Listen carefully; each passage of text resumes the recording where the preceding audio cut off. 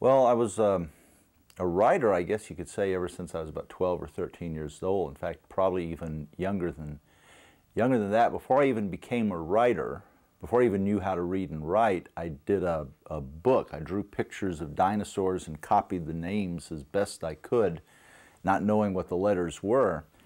And I did this when I was about 5 years old, before I had actually gone to school.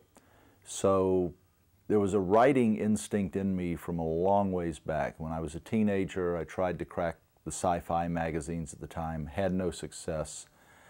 I wrote for a high school musical, a musical review that was done in Raleigh, North Carolina in 1972 called X.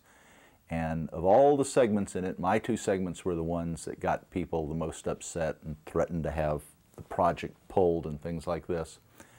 But I was drafted at that time into the Army. The Vietnam War was winding down, but the draft was still on. So I became a military journalist. I spent the next 6 years working in public affairs for the Army. During that time, I continued writing short stories, continued trying to sell them, didn't sell them. When I got out of the Army, I had applied to UC's film school and had been accepted, but that wasn't starting until October. I had gotten out in February. So I came to California and figured I'll get my feet wet, you know, working in a studio as a driver, the mailroom, something like that. I started at the top and I was working my way down. I got all the way down to Filmation Studios, and I literally walked in the door 5 minutes after Lou Scheimer said, "We need to find another staff writer and fast." When they found out I had been writing short stories and editing Army newspapers and things like that, they asked me, "Would you like to try writing a animation script?" And I said, "Sure," and here I am. That was 78, I believe. From Filmation, I went to Ruby Spears Studios. Ruby Spears are the people who did Thundar the Barbarian and a host of other shows. I met Steve Gerber at Ruby Spears, met Jack Kirby, met Flint Dilley there as well. Quite a few of the people that I ended up working with on Transformers I met there. Steve left Ruby Spears a short while before I did, and he ended up getting the story editor gig on G.I. Joe, and he asked me if I'd be interested in doing it. And at the time I was getting a little bit frustrated by the what I considered picayune network restrictions and whatnot on animation. If you've ever seen, you know, 70s animation and early 80s animation that the networks approved compared to the animation that they have now, or compared to what was done in syndication in the late 80s, you know, it was very tame stuff. So I jumped at the chance to write an episode of G.I. Joe, and at the same time they were doing G.I. Joe, Transformers was ongoing, so I ended up becoming more or less a staff writer and then an assistant story editor for G.I. Joe, but would step in and pinch hit and write stories for Transformers at the same time. We had at one time three 52 episode series going simultaneously, plus two 13-episode weekend series. We were doing all of this at one time. I mean, it was very, very intense and very hectic. Well, we were part of Sunbow West, and here the geography gets complicated because you had Sunbow East, which was part of Griffin Bacall. That was in New York. Sunbow West was a small suite of offices in Westwood, and then at the time we were also working with Marvel Productions, and Marvel Productions had their own production facility in I believe it was in the San Fernando Valley at that time. They may have moved it before or after that, I can't remember. We had the nicest offices. We were down in Westwood. We were just south of UCLA. It was the summertime. It was nice and pleasant. Just really, really nice working environment. I have never been in a nicer working environment, both in the terms of the people I was working with and the actual physical location. But there was a lot of work that had to be done. We had people coming in, freelancers, pitching stories, dropping stories off, taking revisions back. We were one of the first offices to become fully integrated on the internet because we just couldn't afford the time. It wasn't the money, it was we couldn't afford the time to either mail or FedEx stuff back and forth to one another. We had to get all hooked up on the internet before anybody else got hooked up on it, just so we could exchange the scripts back and forth faster. It was an intense period. The joke was that at 1 o'clock in the morning, you could always be certain that one of the staff, the entire staff was up and working at home on scripts that they were going to be bringing in the next day. So very little sleep, but a lot of fun. Hasbro was not as intensely involved as you might think. At first, they are very nervous about the project. They give you, the Bible that's been developed, and they suggest, characters and vehicles and whatnot. But once they realized that we knew what we were doing and that we were turning in good and interesting stories, they would let us generate as much of the material as we possibly could. Every now and then they'd say, hey, we haven't seen Bumblebee for a while, do an episode with him, or we're gonna introduce a new character, make sure he gets mentioned at this point, things like that. But they generally just tended to give us our head and let us go wherever we wanted to. I mean, they approved some things that I was surprised, because networks would have just, rolled their eyes back in horror and refused to do anything like that. But they let us tackle some pretty deep themes and emotional ideas and whatnot. The God Gambit, which I wrote for Transformers, you couldn't even mention religion, much less engage in a debate between atheism and any kind of theology. And the God Gambit is a story in Transformers where some of the Decepticons pretend to be gods to a race of aliens in order to get the aliens to do their bidding. And you end up, the story, it's action-packed, but it's also got this theological debate going on in it. How do you know you are following the correct path? How do you even know that a God exists? And networks, the networks wouldn't even let us put crosses in graveyards. If you were doing Scooby-Doo, you couldn't have a cross in the graveyard, because they were afraid that it would either offend the Christians or it would offend the non-Christians. I mean, that's how silly it became. The networks were also, wanting action, but they didn't want violence. I mean, one of the silliest examples, this series was never made, but at Ruby Spears, Jack Kirby, Steve Gerber, myself, and a bunch of others were working on a thing called Roxy's Raiders, which, as you might guess, was a Raiders of the Lost Ark ripoff. And in the pilot episode, which never got filmed but was storyboarded, Roxy is tied to a post in a cave that's flooding, and the bad guy releases a poisonous snake. And the network's note was, don't have him release the snake where the snake can see Roxy. You have to have a rock between the snake and Roxy, so the snake swims around the rock and then sees her. Because if he releases the snake and the snake sees Roxy, it's murder. But if he releases the snake and the snake doesn't see it, then the snake just happens to attack Roxy. And it's like, come on, this is the most ridiculous, nitpicking, parsing of morality and ethics I'd ever heard of in my life. And it was things like this that got us very frustrated at Ruby Spears. We were doing Thundar the Barbarian, which, as you may guess, was not a warm and fuzzy show. And they kept pulling us back and pulling us back. And Transformers and G.I. Joe were a welcome relief to the restrictions that have been put on us at the network. Prime Target is a great example of a character in search of a story. I had come up with a character for a comic book called Baron Stegar, and the comic book project did not come about, and I just thought, wow, cool character, where could I use him? So I figured, well, let's work him into the Transformers, because we couldn't work him into G.I. Joe because we had like 80-some characters in G.I. Joe. So I figured we can work a human villain into Transformers. What would a human villain do to the Transformers? And I thought, well, he's a baron, he's kind of arrogant and whatnot.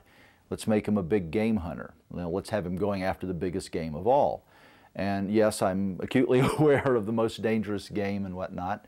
And I figured, well, let's take a page from that and use The Most Dangerous Game as kind of a template and set up a story where, you know, Baron Stegar lures the Transformers and the Decepticons out so that he can hunt them, so that he can have this claim of having, you know, destroyed, you know, one of the Transformers.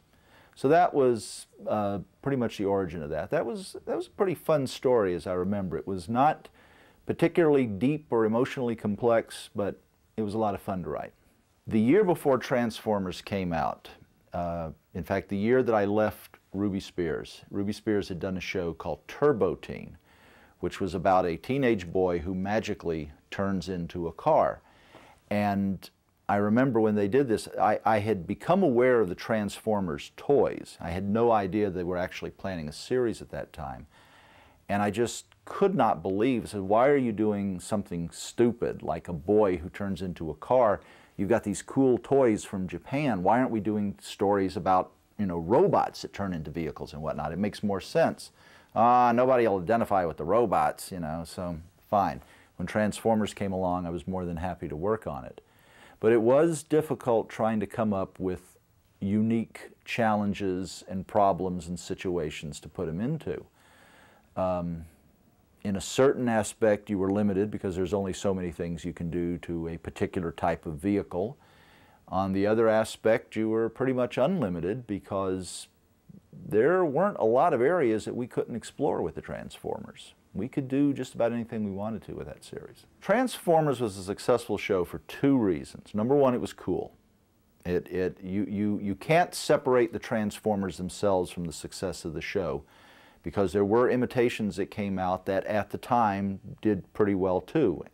And they did well because the idea of robots transforming into vehicles and back again, it's just a cool idea. I mean, the Japanese are still doing it. It also worked because the crew that we brought together to do the writing and the art design and the storyboarding and whatnot, these were people who really wanted to tell good stories. We did not talk down to our audience. We wrote for ourselves. We wrote, what's the kind of story I would be interested in seeing on this show? And we realized there were certain limitations. There were certain boundaries that, you know, were out there. But within those boundaries, there was a lot we could do. And we figured, well, you know, since the network is this tiny little thing and syndication is this big thing, let's take advantage of that and explore as much of this territory as we can. It gave us freedom to do different types of stories, interesting stories. Having as many characters as we had let us have villainous characters who had, you know, some slightly virtuous aspects to them, heroic characters who had some rough aspects to them. In other words, complex characters and complex stories could be worked out with it. No slam on the people who did Scooby-Doo, but you know, you never worry about the moral character of Thelma and Shaggy and whatnot. You know they're always going to do the right thing. You know there will never be a conflict or something that will tear at their hearts and try to make them decide one thing or the other. With the Transformers, with G.I. Joe, with Inhumanoids, with all the shows that we did, even My Little Pony, believe it or not, we had such a wide and rich variety of characters that we could tackle just about any kind of story we wanted to do. And great voices. I got to add that too. We had an absolutely astonishing cast on every show we had, and I can't praise the actors or Wally Burr, who was the voice director, highly enough, because Wally is one of the few voice directors who actually bothered to read the script and figure out what it was all about before assigning roles and before trying to direct it. Too many voice directors at that time would just march them in, have them say the lines, and march them out, and they wouldn't even know what they were saying. They would read typos. They wouldn't, you know, they'd read obvious misprints and whatnot because the voice directors just didn't care. The story editing staff ended up doing a lot more work on the show than just story editing. We frequently would go to the mix sessions and make sure that the sound effects were properly balanced and in the right place and whatnot. We always had somebody at a recording session, because in the event in the event a line played badly or a scene played badly, we wanted to have somebody there who could fix it in a hurry. We were one of the few animated shows that would actually get in the recording studio and hear a line and say, okay, no, that's too clunky, that sounds too dumb, let's fix it, and we would change it. Virtually every other studio, once the script was approved, it was locked in and there was no changing of it. This was mostly for technical reasons, because they wanted to get the animation done, and they had to have the script locked down before they could do the animation. But we just felt, you know, it's better to have it sound good than to, you know, be trapped with a bad reading. So we did a lot of that. We went into a lot of those sessions. I mean, virtually every session we were in, and we were there. We'd sometimes explain when we would have actors coming in who weren't regulars or who were playing, you know, characters who were supporting characters for that particular episode. The writers and the editors could then explain, well, your character is this, he does this sort of thing. We would also try to take in storyboards, because a lot of times, you know, if an actor understood, oh, I'm supposed to be outdoors when I'm saying this, he would deliver the line in a subtly different way than he would if he were talking indoors. One of the things that made TV animation in the 70s so bad was that everything was read at the same level pretty much, and nobody made a real effort to voice act. They just read the lines. I'm very satisfied and proud of the work we did on Transformers, G.I. Joe, Inhumanoids, and whatnot, because we broke the mold of the old network animation that had been done up to that point. We had storylines that were not normally done on network animation. We had characters who were more rough-edged and more multifaceted than the networks would permit. We were able to tackle stories that the networks didn't want to do. Saying that, I also look around now at some of the stuff that's on, and some of the things I see, I am so envious of the people who get to work on them, because they are so far ahead of what we were doing, and I really wish I could work on some of those programs. After G.I. Joe and whatnot, I've done a variety of things. I worked on Batman, for instance, and Batman was another step in the evolution of animation, but it's going even further. And I really, both in America and overseas, I'm really astonished and pleased by the best animation that's coming out. A lot of stuff out there is crap, but then a lot of stuff is always crap. The best stuff seems to be getting better and better. And I'd like to think that it was in no small part because we were able to show you could tell complex stories, you could tell more thematically deep stories than the networks permitted, and find an audience for it. So I'm very happy with what we did, and I'm very envious of the people who are out there now. Technical terms, I think the quality of the animation is better now, and it's better for a wide variety of reasons, not the least of which is computers make things a lot smoother and a lot easier. That being said, we were better than anybody else at the time, and I'm very happy with that too.